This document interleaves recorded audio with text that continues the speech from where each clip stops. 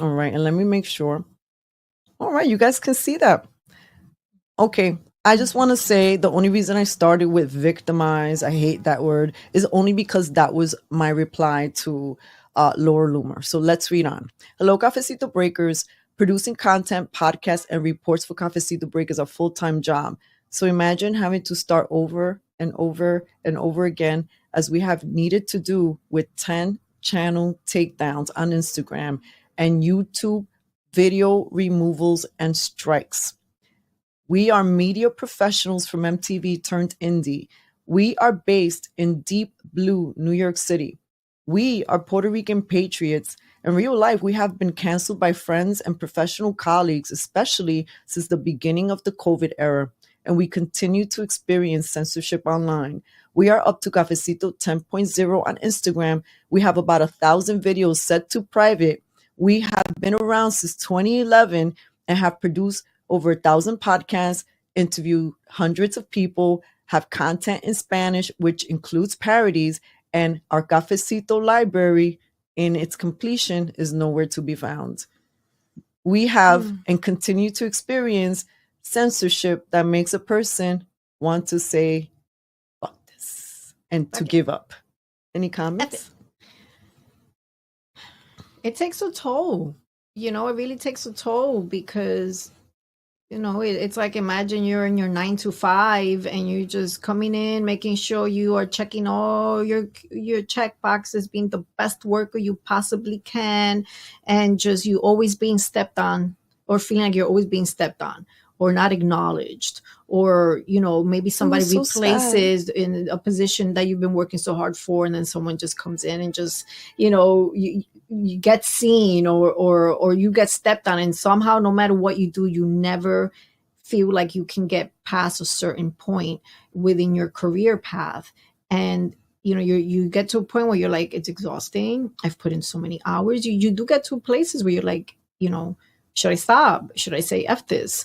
It feels defeating, especially since you're not doing it. It is defeating. You're not doing it to harm anyone. You're doing it to share information. You're doing it because you love the format of media and communication, and there's a responsibility. Alex, what have I been saying since day one of this even being a thought? Because this was a thought in my head for many since I was in college. Yeah. Since before that. And the reason I didn't do anything prior to that is because I knew one thing, that there's a big responsibility when you decide to start,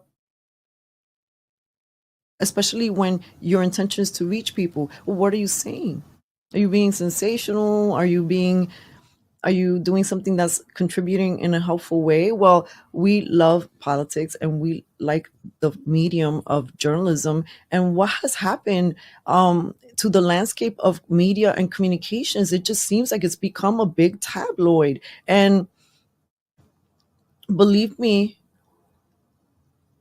what we've ended up supporting in the present moment is not really what we set out to do. We really wanted to stay at Botanical. I wanted to create little podcasts and have community gatherings, focus on just community and wellness. This aspect that we've been doing was not at all in the plans. We were thrown in. We were just thrown in. It's like life was just like, "Toma, girls." I'm going to take us back. Let me see if I hit the right one. All right.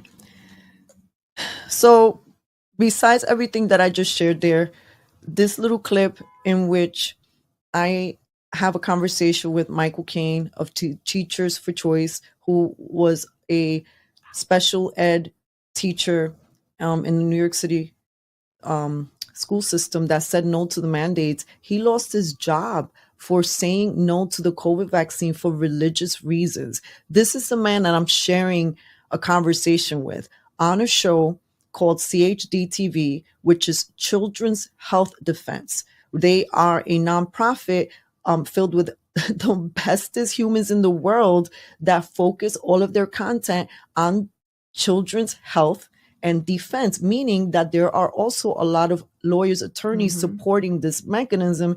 One of those attorneys being Robert F. Kennedy Jr. So the other, okay, so this is my conversation as to what breaks us the most about about the censorship that we experienced. Cafecito break.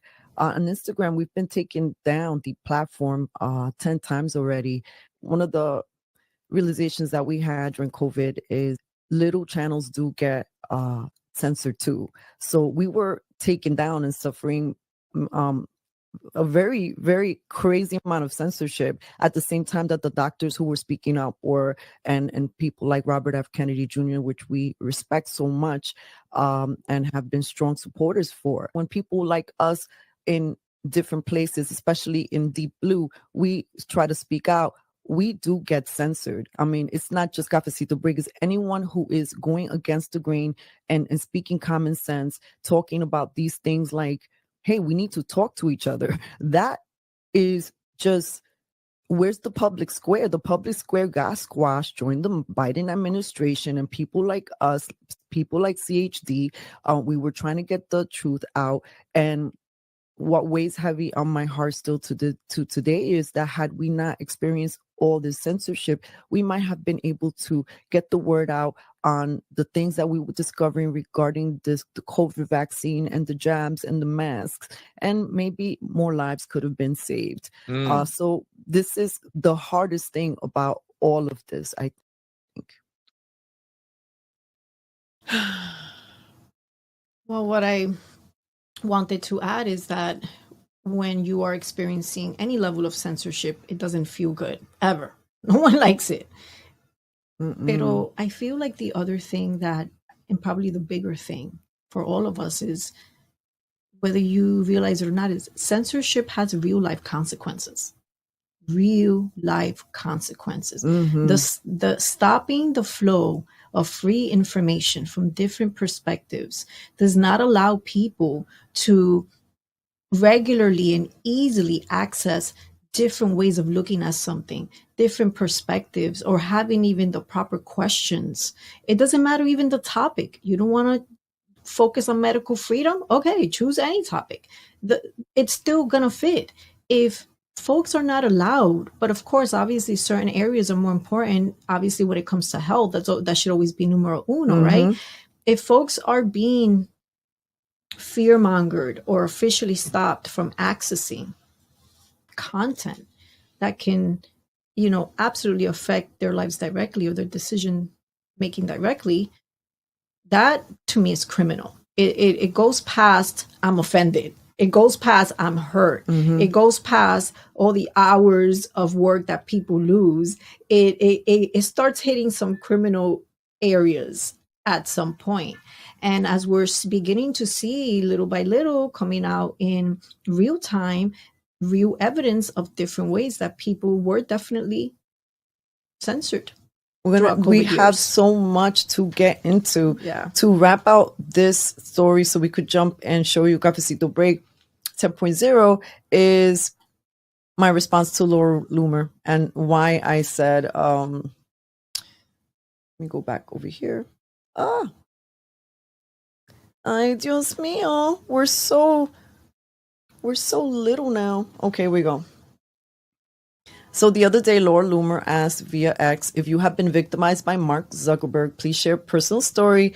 And she encouraged people to share if they've suffered social media censorship from Mark Zuckerberg, which means either Meta, which means either Facebook, Instagram, maybe WhatsApp, but I focus on these two because I'm not on WhatsApp really. She stated that she would share with President Trump. So, we had to respond. So this is what she wrote. If you have been victimized by Mark Zuckerberg, please post your personal story below. I want to hear what happened to you and what he did to you. And then I'm going to make sure that I share all of the stories and send them to President Trump. I think I misread that. I shared. This is the comment I posted on X, which later inspired a more detailed post, which we're sharing with you. This is the comment we shared. Our Instagram channel was taken down 10 times. We continue to experience meta censorship. And then a reiteration of why it was hard because of what we shared. I shared with Michael on that video that, could lives been saved? And I conclude, folks have blood on their hands, and we should sue for social media reparations. That's my little face. I was very happy, but I was not very happy when I got multiple restrictions on Facebook. Hi, Vey. Yes, but we have so much more to share. Look at our little faces. That's our handle 10.0, which we're going to find. Our original Cafecito break is in heaven, and so are the 1.0s and on. She's evolved. She's evolved. Quite. This is, in conclusion, social media censorship has impacted our podcast reach, tainted our reputation and business opportunities. Mi gente, this messed around with our livelihood, and it still has implications for us till this day. And being in New York City isn't helpful to us and our economics. Not with the people that we gave so much of our time and life to. They have not been a resource for us at all. We have experienced harsh censorship. Besides the 10 channel takedowns, there are also fact checks, shadow banning, video removals, our profiles hidden in the search bar, and there were pop-up questions, warnings that were sent to our followers who wanted to share our posts. Remember? Like, if especially during those COVID days, right? Like, first of all, you got lucky if you were able to find somebody, but they really put the fear in people, like, don't follow that person. That person is spreading. Are you sure you want to that look person at is posting and is guilty of posting information that fact checkers have deemed fear-mongering was real. Thumbs down. What's another price that we've paid? Right? Stolen content, stolen time, stolen moments, precious images, videos, writings erased, gone without the opportunity to salvage or plead a case. Each time our channel was taken down, it felt like pieces of our soul went with it. The first takedown hurt the most. As media professionals, we are careful with what we post. We didn't have a warning on Instagram. But in 2021, when the Biden administration came into power, that changed. We experienced 9 of those channel takedowns between October 2021 and December 2021. Let me know if you have anything to say. Abusive and slanderous.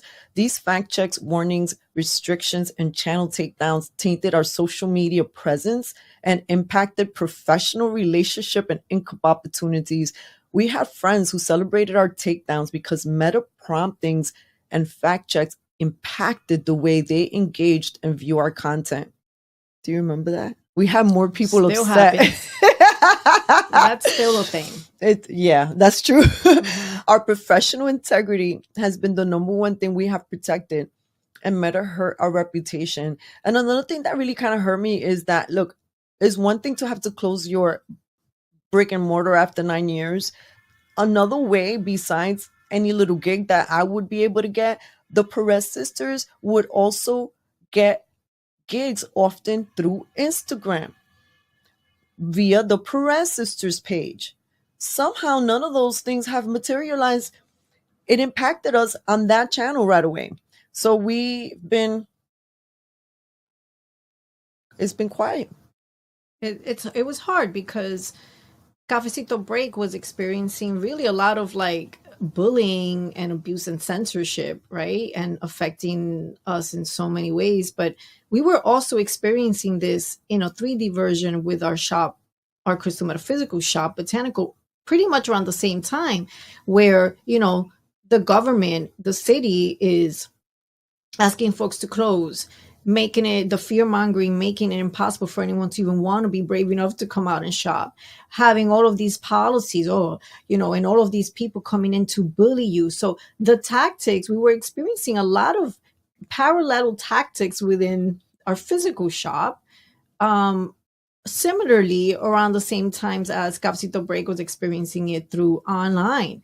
And so these are our bread and butters. These are, but even bigger than our bread and butters, well, just as important is it's our passion, is what we love to do. You know, we no matter what name it has had, it's always been about the community, and so and being of service to community. And it was also very difficult for us in such a time that created such anxiety and instability, having a shop where we specifically supported people around anxiety and instability, to deal with all that type of bullying and challenges to maintain already a shop that's hard to maintain, because you know, small business in New York City, not easy, mi gente.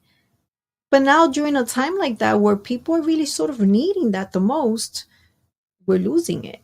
It's being attacked. You're not helping me so I could help the community. You know, so we were sort of experiencing levels of intrusion and bullying and a lack of compassion. I have friends who were like, I'm like, yo, like, what's going on? Like, we see how they all are very supportive in certain communities. Like, are you guys being aware in any way for the small businesses? And one of them turned around and was like, your business is still there, right? What the fuck does that mean? Barely. No, we have a lot of catching up to still do. That was a business that was already approaching its 10th year, and we started Cafecito Break in 2011, so it's more than 10 years. So imagine it's 2020, and we have two entities that we have poured the two ways that we have decided to show up 100% in our lives, the 3D and the online digital event space. We lose it all. So we get crushed online, we lose our small business, and then the third piece was the nonprofit connection and all of those other little events that would come up. We lost that too, because it was all tied. It was all tied together. It was all tied to community. Like, we gave our life to community at the end of the day. Yeah. We gave our lives to serving our beautiful people. We have no regrets. What was a hard pill to swallow was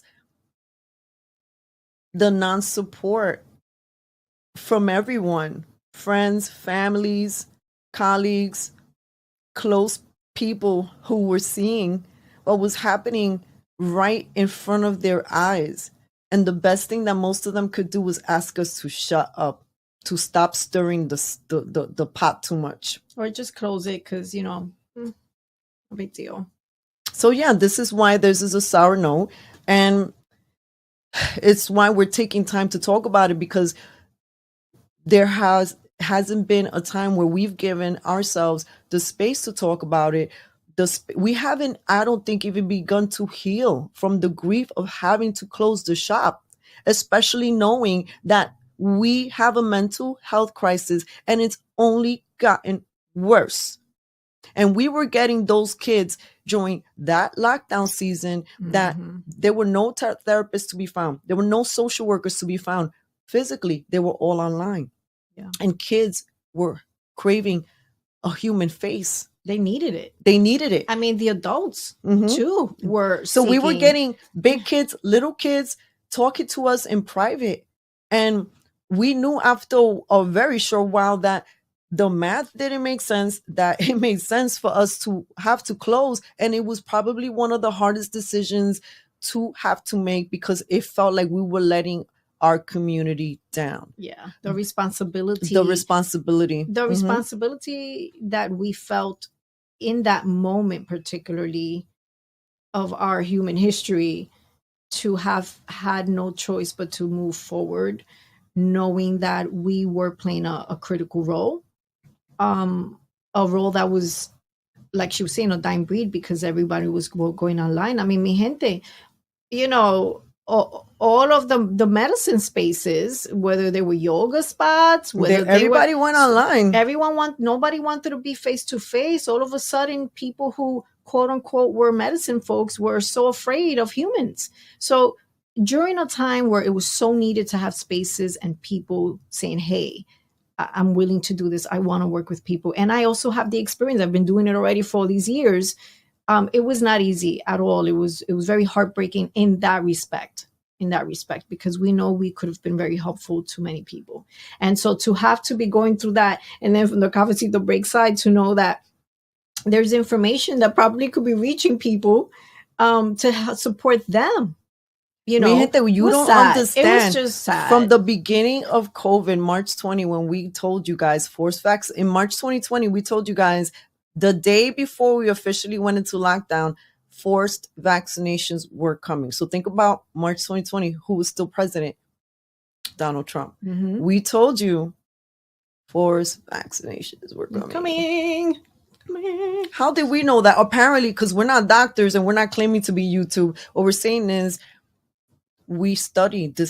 We take what we do serious. This is our life every single day. So when um we're experiencing all this slipping and sliding, like to have friends to celebrate your takedowns because they've been brainwashed by Meta to demonize us. Our professional integrity has been the number one thing we have protected, and Meta hurt our reputation. Intrusive. Some of our channel takedowns on Instagram occurred when we were trying to send messages in private to our contacts. So if I'm trying to message Alex, all of a sudden a little prompting will come on my end. It appears like you're trying to communicate with someone who doesn't want to receive your message. I might be paraphrasing, but isn't that a little scary? So I have built a connection with you. We follow each other. I'm sending you a message. I could understand if I was sending a message and I was like, that happens to people. We experienced it. Some people DM and DM and DM, and you're like, you're being a little abusive. We may have to restrict you. It wasn't anything like that. So isn't it scary that you lose channels just because of what you are communicating in private? Can we sit and think about that deeply? Sad. So any of you that communicate via DMs on Facebook, Instagram, do you really think it's private? There's no privacy. No privacy. Limits to expression. Even our parodies have gotten shadow banned. This is the latest one I created. What is my point here? This needs to be remedied. We want the opportunity to thrive in a social media space without these unnecessary censorship obstacles. We want our channel name back, Cafecito Break, and all of the content that was erased. That is our original name, Cafecito Break, not Cafecito Break 10.0, which doesn't want that. That looks like a fake name, and it doesn't inspire people to follow us on Instagram. Damages. What's the price of these damages that Meta has created? How can you even read? And this is why I came on and say that I think folks like us deserve social media reparations. I don't really love that word, but I think you know what I mean by that. And so my conclusion, my sister will share how she feels. I'm sorry, Mark Zuckerberg. An apology is a start, but is never going to be enough. What was done in 2020 with the lockdowns in the media, Biden admin, global collusion is unfortunate and unforgivable. And it's time to make amends. And I know that he's right now, he visited Trump the other day.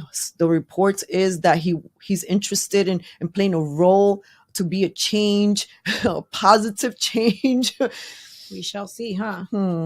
Listen, I feel like there was a lot of things that entities did, and specifically we're talking about social media and media in general, or at least mainstream media in general, that to me eventually need to be held accountable, because they all, through fear mongering, through censorship, through bully tactics, completely are responsible for the flow of a lot of things that happened, or at the very least contributing in big ways. So we're gonna start wrapping up, and we're just gonna show you. We're gonna go right back to Instagram, and that's the Perez sisters. Let's type the search bar. You already guys know we've been programming you that on Instagram is Cafecito Break 10.0. 10.0. So Cafecito Break, yes, and now it has the reputation of being more political. That's us. We did help support the Robert F. Kennedy presidential run by some of our work with the Super PAC American Values that was supporting his presidential run. Let me just see how it looks. Okay, so that's our little faces, and we look so cute. And that's us with Robert F. Kennedy Jr. doing our famous sister selfie. And that's why him. I'm here today. I'm here to declare myself an independent candidate.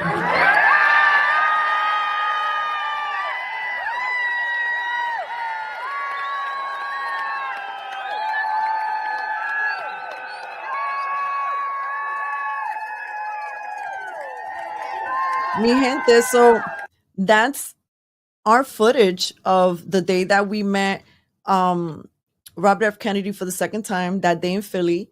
And, you know, obviously the selfie, but that footage of him saying it. And, you know, we were so happy because we couldn't wait to post it online. And it got no traction. It was one of the worst seen videos. In fact, pictures that get the least amount of views on my platform got more views than Robert F. Kennedy Jr. announcing his presidential run. So Explain that. explain that to us. And then look, if it wasn't that we were already insulted enough, guess what happened?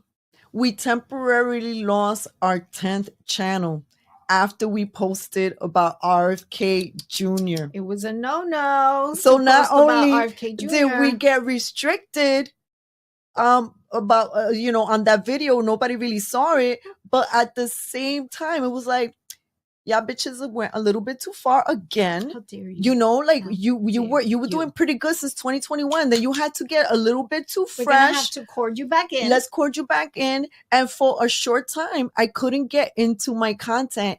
They had temporarily wiped it out. Scary. So Yeah, so Cafecito Break tends to be more focused these days around news and politics and health, freedom. Yeah.